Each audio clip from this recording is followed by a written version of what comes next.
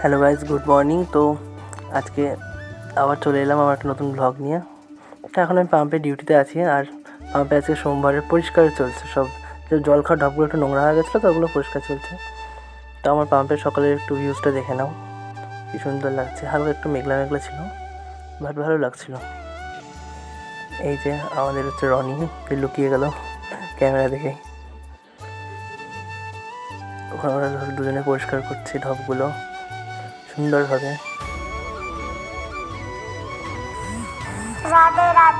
চলো একটু বাইরে ভিউজ নিলাম, এবার নিজের ঘরে কাজে যাওয়া যাক। ঘরে প্রচুর কাজ পড়ে থাকে সকালের, তো সেগুলো এখন করতে ঘরে ঢুকলাম। বাইরে কিছু গাড়ি টাড়ি আসছে, গাড়ি টাড়ি লাগছে সব। তো আমি বাইরে গেছিলাম, বাড়িতে ঘরে ঢুকলাম। এখানে বাপ্পাকু বসে বসে কাজ করছে, খাতার কাজগুলো আমি হাফ কমপ্লিট করে রেখেছি, বাপ্পাকু হাফ করছে এখন বসে বসে।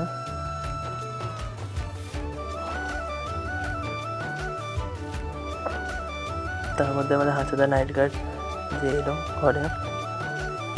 না, আমার ছুটি হয়ে গেছে, আজকে আমার নাইট অফ ডে, তাই ছুটি হয়ে গেছে, ঘরে চলে এসেছি।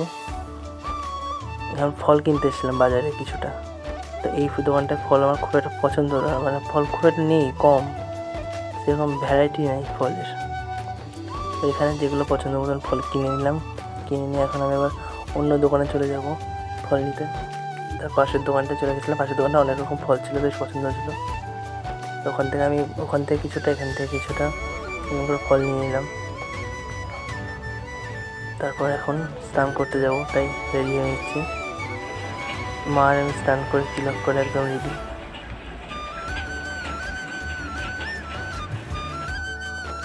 তারপর পুজো করতে বসে গেছি।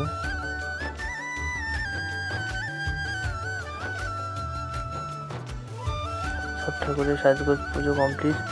ভোলে বাবার জন্য পুজোর ডালা সাজিয়ে নিয়েছি। আমার ঘরের বানেশ্বর ভগবানের পুজো আমি নিজের বাড়িতেই করি, আর বাইরে কোথাও যাইনি। আর নাইট অফ ছিল, তো তুই ক্লান্ত ছিল, তো আমি বাইরে কোথাও যেতে পারিনি। কারণ ভোলে বাবার স্নান হয়ে যাচ্ছে।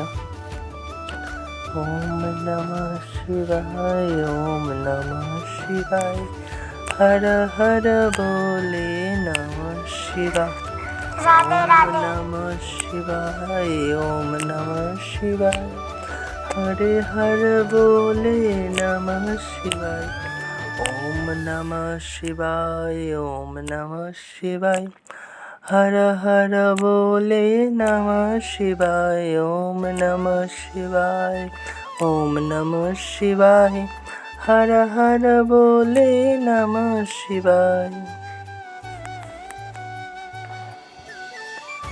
তো ভোলে বাবা এখানে স্নান করা হচ্ছে দুধ, গঙ্গা জল, ঘি, মধু, আর আমি গঙ্গা জলের মধ্যে একটু কর্পূর মিশিয়ে নিয়েছিলাম, জলটা ঠান্ডা থাকবে বলে। আর তাছাড়া ফল হিসেবে গোটা ফলে দিয়েছিলাম শসা, আর ফুল ছিল জবা ফুল, টগর ফুল, বেলপাতা, দুব্ব, নীলকণ্ঠ, আর তাছাড়া গোটা আতপ চাল যেটা দিতে হয় সেটা। এখন ঠাকুরকে আমি আস্তে আস্তে সব কিছু বেলপাতা, ফুল, পুষ্প অর্পণ করছি। তোমরা কে কে বাড়িতে সোমবারের পুজো করেছো আমাকে কমেন্ট করে জানাবে।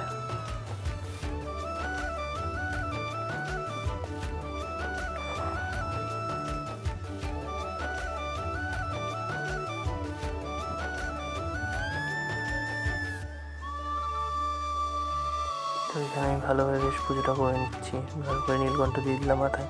অবশ্য আকন্দ ফুল দেওয়ার ইচ্ছে ছিল, বাট আকন্দ ফুল আমি পাইনি। আমাদের কাছ থেকে আকন্দ ফুল সব করা তুলে নিয়ে কেউ পালিয়ে গেছে। সোমবার ছিল, ওকে যে পেরেছে তুলে নিয়ে পালিয়ে গেছে, আমি পাইনি। একটা বাড়ির ভিতরে নীলকণ্ঠ ফুল ছিল, সেটা একটাই ছিল, খুব সৌভাগ্যবশত সেটা দিতে পেরেছি ভগবানকে।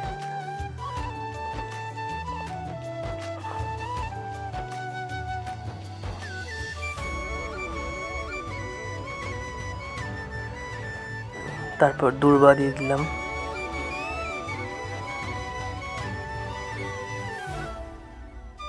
দূর্বা আতপ চাল অর্পণ করলাম ভগবানকে।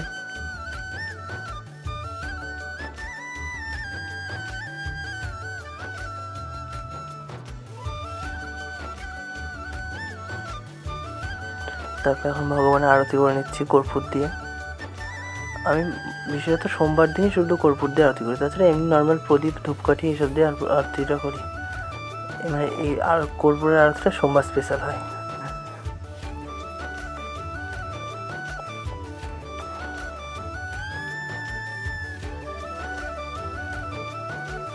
তারপর মায়ের জন্য যে সবুজ কাঁচের চুড়িগুলো এনেছিলাম সেগুলো ভগবানকে অর্পণ করেছি। তারপর মা ধারণ করবে ওগুলো, মাকে দিব। তোমরা ভোগ দর্শন করে নাও, ভোগ দর্শনে দুর্ভোগ কাটে।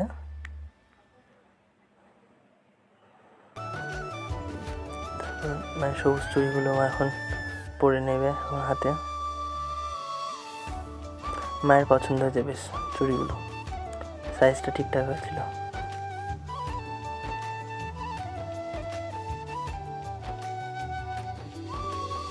তারপর আজকে যেহেতু কামিকা একাদশী, তো একাদশীর ব্রতের অনুকল্প ভোগ গ্রহণ করে নিই আমি। একাদশী ব্রতের অনুকল্প ভোগে ছিল সবজি ছাড়া খিচুড়ি আর আলুর পাঁপড় ভাজা। ভগবানকে দর্শন করো। আজকে আমাদের ব্লগটা এখানেই শেষ করছি। হরে কৃষ্ণ, হরি বল।